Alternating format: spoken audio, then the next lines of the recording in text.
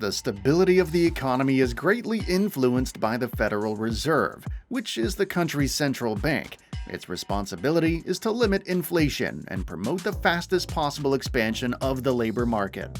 The Fed is facing one of its main issues in decades as inflation soars to dangerously high levels. For the third time in a row, bank authorities raised interest rates, 75 percentage points on Wednesday, making it the fifth boost of the year overall.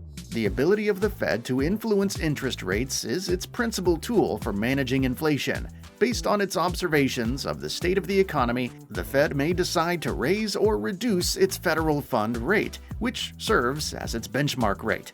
Hi guys, welcome back to Glory Investing Show, and in today's video, we're going to talk about the upcoming major economic reset that will severely impact our lives. Make sure to watch this video until the end so you can make informed decisions about your finances.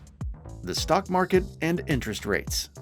The expected amount of future earnings will decrease if a company is perceived as slowing down its development or becoming less profitable, either because of increased debt expenses or lower revenue. In all other respects, this will result in a decrease in the stock price of the corporation. The Dow Jones Industrial Average, S&P 500, and other prominent indices that many people connect with the market will fall if enough companies see a reduction in the value of their stocks. Investors won't see as much increase from stock price rises if they have lower expectations for the expansion and future earnings of a company. And, as a result, investing in equities could seem less enticing. Additionally, equity investing may be perceived as being too risky when contrasted to other investments. Interest rates and real estate. Like any other type of investment instrument, the value of the real estate that generates income is significantly impacted by interest rates. This is notably true for the prices on treasury bills and interbank transactions, or T-bills. Many people mistakenly think that the present mortgage rate is the only element affecting real estate valuation because of its substantial impact on an individual's decision to acquire residential by raising or lowering the total mortgage capital. Nevertheless, mortgage rates are really just one equity factor that has an impact on a home's value because interest rates also have an impact on capital flows, the availability and need for capital, and the necessary rates of investment return for investors. Influence on stocks. The stock market may suffer from higher market interest rates. The expense of doing business increases for state and private enterprises when the Fed raises interest rates. Public companies' revenues and profitability may decline over time as a result of increasing costs and less business, which could affect both their growth rate and stock values. The effect that Fed rate hikes have had on investors' psychological perceptions of the market is more immediate. Without waiting for the drawn-out, difficult process of rising interest rates to spread throughout the entire economy, spectators may swiftly sell off equities and switch to more protective investments when the FOMC declares a rate hike. Impacts on bonds.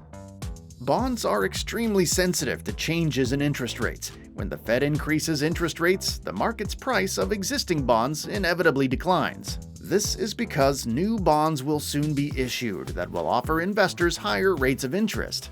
Existing bonds will lose value to reflect the rising overall rates, luring investors with their comparably reduced interest rate payments. Effect on bank deposits as well as savings accounts. Consumers experience the consequences of interest rate fluctuations from the Federal Reserve in many different ways.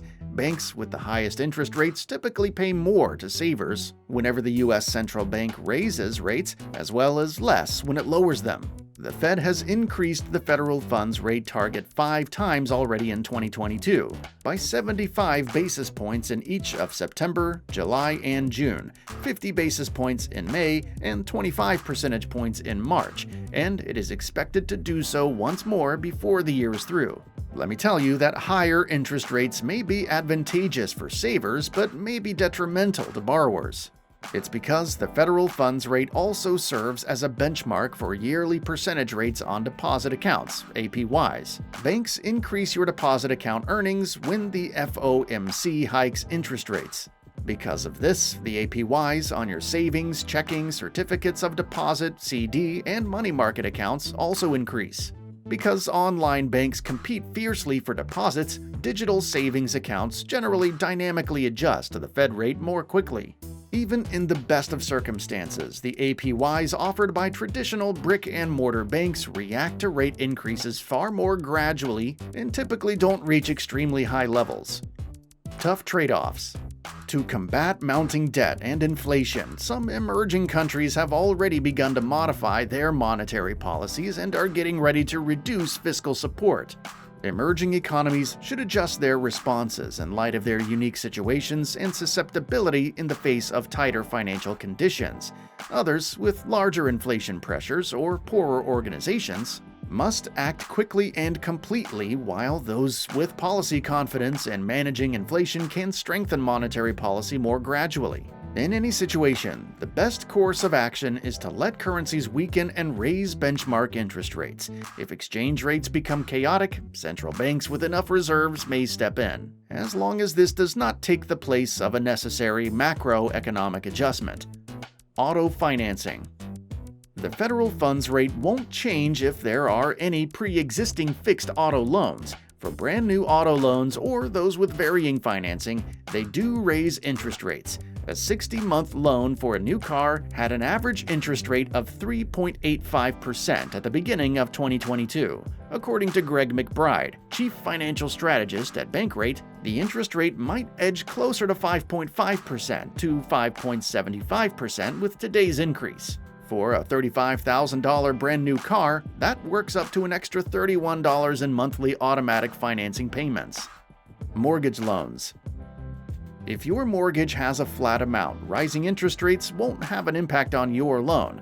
Your monthly payments, however, can go up if you get a fresh mortgage or even have a variable rate mortgage. Mortgage rates frequently rise in tandem with interest rate hikes, although they are more directly impacted by the bond market. Mortgage rates have increased from 3% to almost 6% since the beginning of 2022, resulting in a huge $569 increase in monthly payments for a 30-year fixed-rate $400,000 loan with 20% closing costs. One bright spot is that current mortgage rates may already include today's highly expected rate of increase, which means that they might not increase significantly more as a result of today's news. Mortgage rate predictions for the rest of the year will be divided, with many pointing to a leveling off of rates. The acquisition market is in a state of upheaval.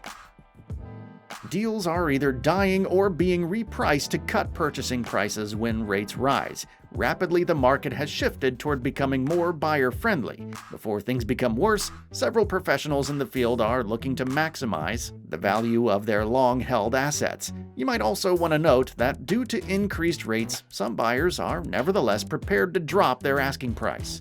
Banks are also reducing their demands for deal leverage, though. This has put a stop to several acquisitions. For the remainder of the year, one bank has halted making commercial real estate loans. The life insurance industry is anticipated to keep lending. Additionally, the CMBS industry has shrunk significantly, opening doors for our bank's solid connections with borrowers.